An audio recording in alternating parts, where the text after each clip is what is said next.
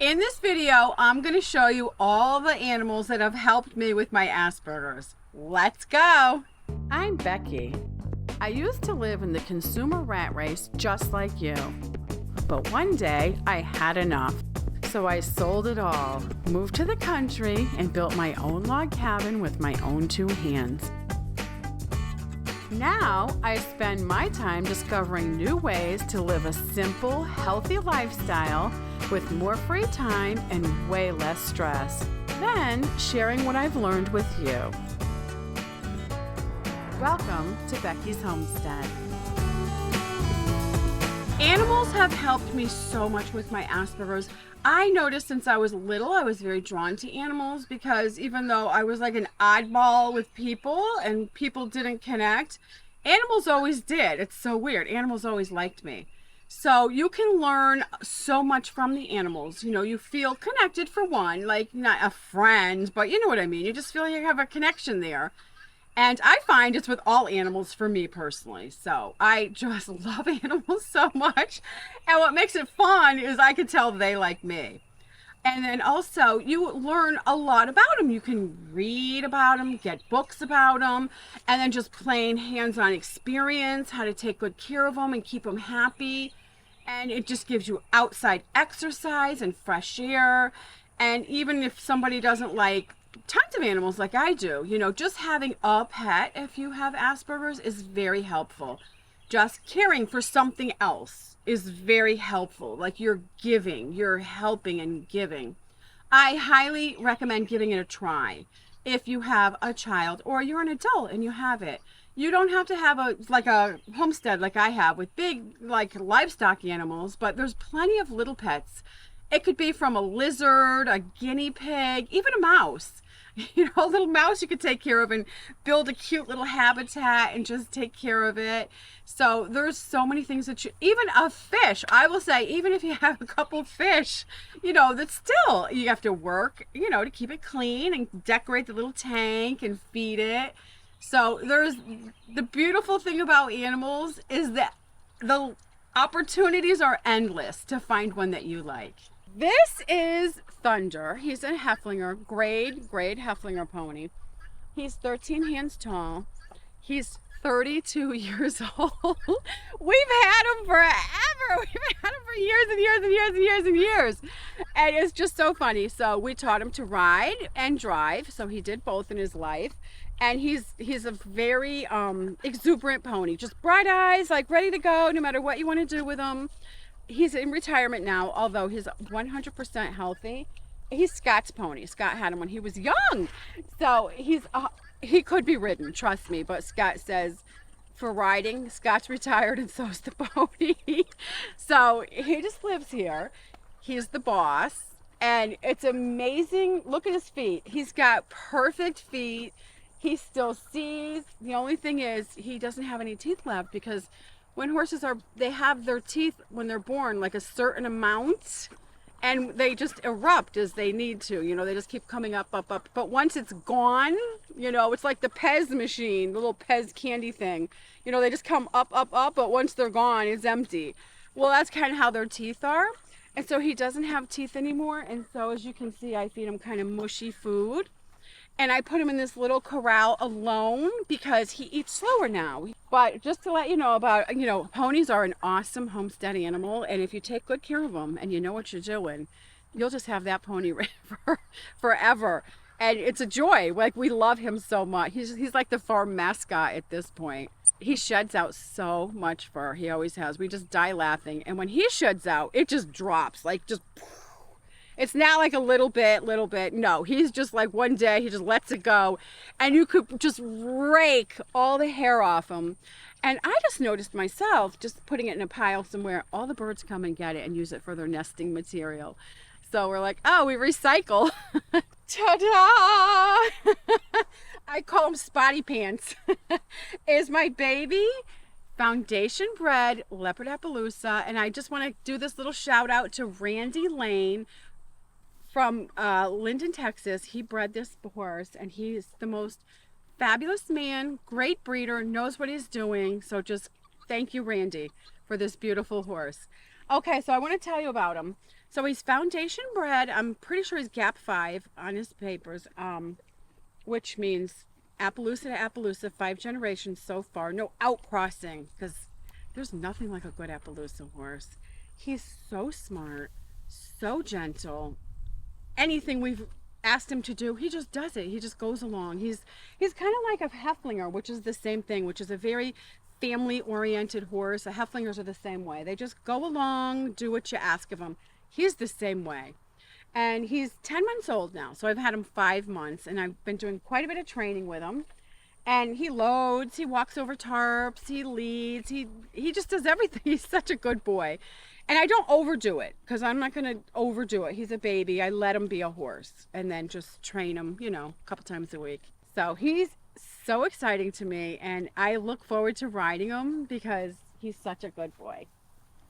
This is my mule Charlie, and he is my favorite equine ever. Just because he's so like amazing and interesting and very intelligent, and he's quirky, and he's very opinionated, what he likes and doesn't like, and he's just so fabulous. I love him so much, and he is so much fun to ride. He's my first mule, but let me add this. I had a donkey first that I trained, and that gives you good knowledge of the character of the animal.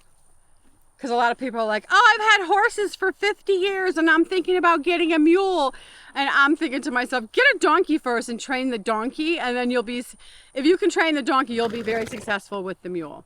Okay, so they're definitely harder to train because they're so smart. They're so smart. Like I say, especially my mule, he's 10 times smarter than a horse. He's just, I almost want to say brilliant.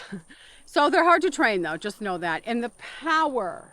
That's 4-wheel drive right there. That is look at that neck. So they're so strong. And the funny thing about Charlie is he's the biggest jerkwad in the pasture. He snorts you. He doesn't want anybody to touch him.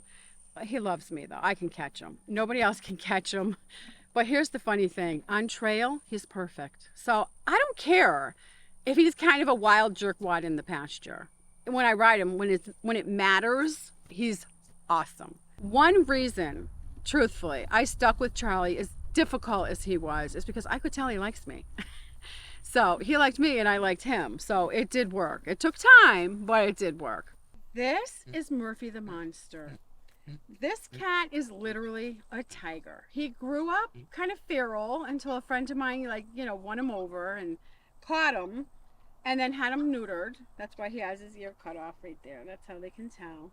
A friend of mine couldn't keep him because she was moving or whatever, and she wanted me to babysit him, keep him until she could take him back, and I said no.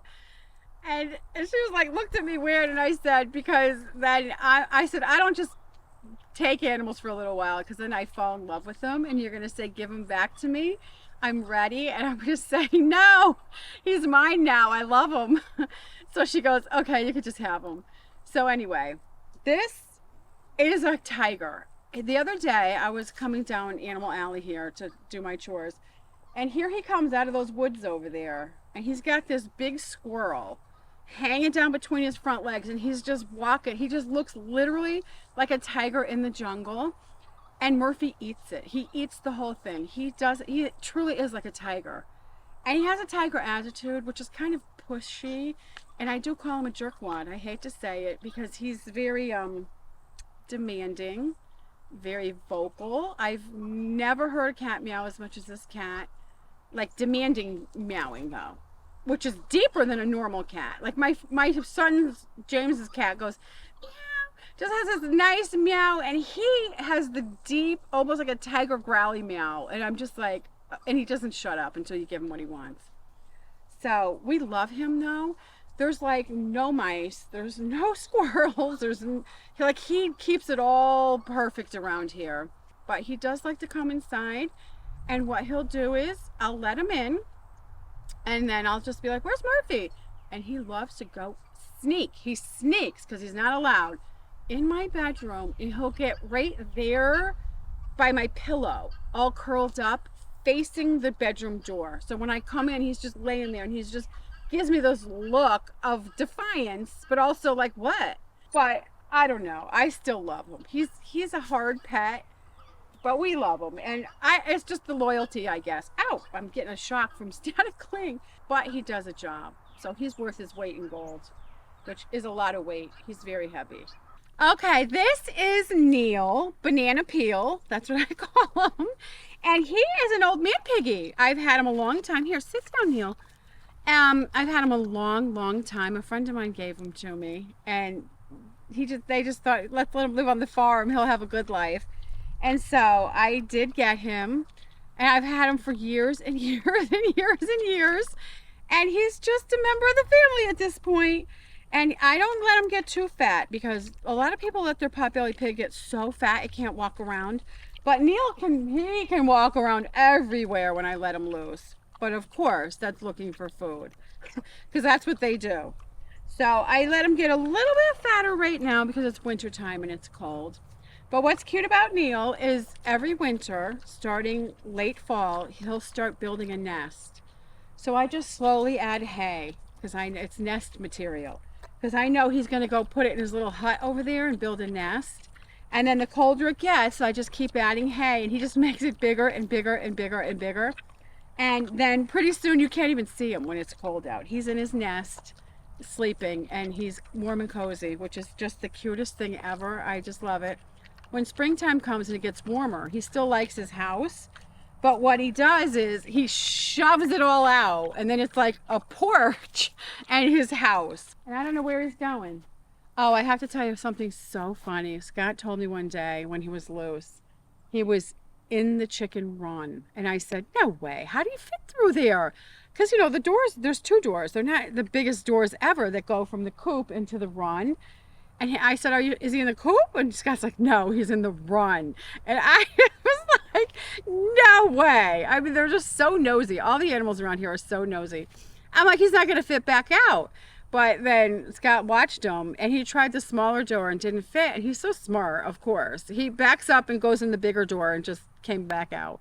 And I have my chicken coop, the cute coop. And the chickens love this little coop. And as most people know, I have 50,000 chicken videos because I enjoy chickens so much. I'm a cook. I love to cook and I love the fresh eggs. They're awesome and it's just amazing to keep chickens if you can do it. This is Jules, Scott's little rooster. It's a little bantam rooster and he, as you can see, is the sweetest, cutest little rooster you've ever seen. And you're just a handful. That's all you are. You look healthy. I can tell by his little waddle, his little crown. His looks healthy, and he's a good boy. He's very friendly, no problem at all, and he does all the rooster job a rooster can do. It's the best size rooster I've ever had in my life. I have all my egg-laying hens that are normal size, of course, and then him is the rooster. I'll never have a normal size rooster again. I'm not kidding. He's so perfect as far as a rooster goes. And you love your hens too. You don't even notice you're too small for them. This is Fifi. She is 11 years old. And I got her when she was tiny. She was probably, I don't even think she was 8 weeks. I wanted them to keep her until she was 8 weeks, but they didn't. You know, I'm like, I think she needs to stay with the mother longer. But whatever, they wanted to get rid of them. Her and Mario. So I got her and she was so tiny. I had never had a dog so small and I wasn't ever a little dog person. So I did try to give her to a few of my friends to see if they'd want her. Nobody wanted her. Nobody wanted her, which I was kind of surprised because she was tiny and cute. But I was just like, okay. So finally I just said, oh, she needs sunglasses. You need sunglasses? She's like, where's my hat? Here, I'll keep you in the shade. Is that better? She needs to be in the shade. Put her. Anyway, so I've kept her, and she ended up being like, she's such a funny drama dog. She just makes these little squeaks, and she does these little tap dances with her feet and twirls, and she has ended up being just such a funny little dog. And I've always let her up outside. I don't pick her up. I don't carry her around, so she's like so capable. she'll just go all over the huge property, and everybody's always like, "Oh, something's gonna eat her. She's so small." Nothing's ever even attempted to get her. I don't know if that's because she's so rotten or they just can't see her because she's so little. But anyway, she can jump on the sofa by herself, up and down. She just hasn't had any problems whatsoever. And I have to say, she's the first dog I've ever let sleep in my bed. And it's more for her than it is for me. But a lot of people, especially my son, wants to make out that it's for me. But really it isn't. It's for her. She wants to sleep up there. And she will lay on the rug right by my bed and just squeak and squeak and squeak until I pick her up and get her in there. That's one thing. She can't jump on my bed because it's a little bit high. Well, she can, and she has, but she doesn't like to do that. But she will jump off if I have my rug there. She'll just whoop, jumps off like nothing. She is very warm, I must say. She is, in the winter, she's the best, actually. In the summer, you're like, get away from me, because she's just hot.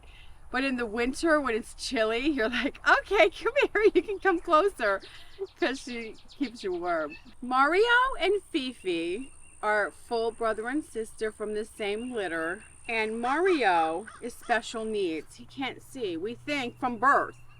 He's been almost blind. And it took us a while to figure it out. And I didn't even figure it out, to tell you the truth. Scott did. And after he said that, I was like, oh, yeah, it just makes perfect sense. So he does his best in life. And he is a very good dog. And he tries. But, you know, you can just tell when you let him out, he doesn't go too far by himself. And he'll follow me down Animal Alley to do the horses and all the animals, but you can just tell he can't see good. But we still love him, and we keep him, and look at him. He just curls around because he knows something's up. He's a big baby. This is Link, my newest dog, and I wanted to get a big dog because I want a farm dog that'll follow me around and really, really be a good farm dog. He is standard poodle, purebred standard poodle. And my dear, dear friend, who's a vet, hooked me up with this dog, and he needed a home. And so I was happy to give him a home. And he is so smart, so athletic. Oops, you're falling off. He's so funny. He's trying to get closer, but he's falling off. And he's just so loyal and good. And I've only had him like about 3 weeks, I think, 3 or 4 weeks. But he already knows his new name. He's super obedient to me. He gets along with all my animals. He chased the chickens a little bit at first, but then I, trained him. He doesn't bother any animal. Although I must say, he is infatuated with the cat, Murphy. So that's a little weird relationship going on there. But besides that, well, he doesn't hurt the cat. But the cat's like, okay, don't love me so much. But Link is like, but I love you so much. And it's really funny to watch, but they don't hurt each other. You can tell Link turned away from me to look at the cat. The cat's in the box over there. And so he just loves that cat. You can just tell what I'm saying is true because he just knows it's over there. I hope you've enjoyed meeting all my animals. Thanks for watching. Happy homesteading. Bye-bye.